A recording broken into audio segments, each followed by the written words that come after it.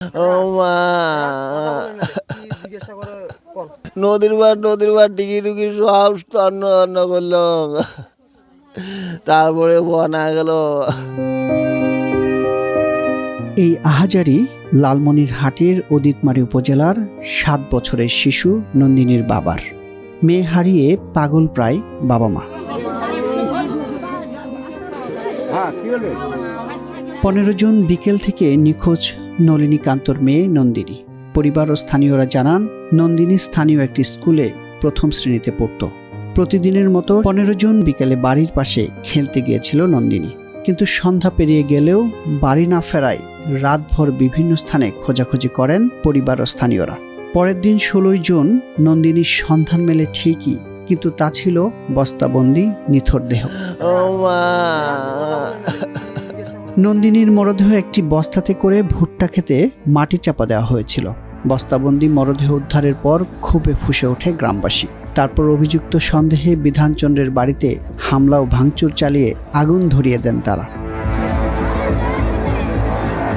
এরই মধ্যে সন্দেহভাজন দুজনকে আটক করেছে পুলিশ, কিন্তু অভিযুক্তকে আটক করে পুলিশি হেফাজতে নেওয়ার সময় সংঘর্ষ বাধে স্থানীয়দের সাথে। স্থানীয়রা অভিযুক্তের তাৎক্ষণিক বিচার করতে চেয়েছিলেন।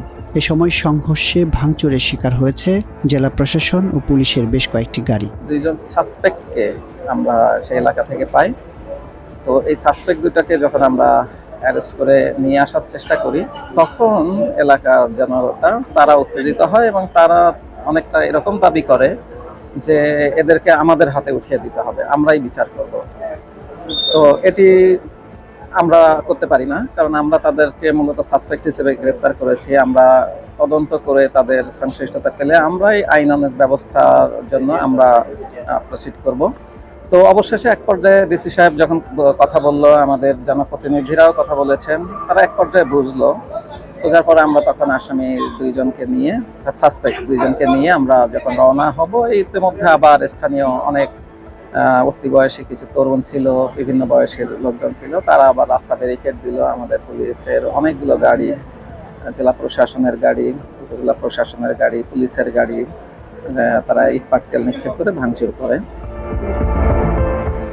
পুলিশের প্রাথমিক ধারণা শিশুটিকে শ্বাসরোধ করে হত্যা করা হয়েছে। এই ঘটনায় নন্দিনীর বাবা 15 জুন রাতে জিডি করতে গেলে দুর্ব্যবহার করেছেন অভিযোগে উদিতমারী থানার ভারপ্রাপ্ত কর্মকর্তা নাজমুল ইসলামকে প্রত্যাহার করা হয়েছে। পরিস্থিতি নিয়ন্ত্রণে বর্তমানে ওই এলাকায় বিজিবি মোতায়েন করা হয়েছে।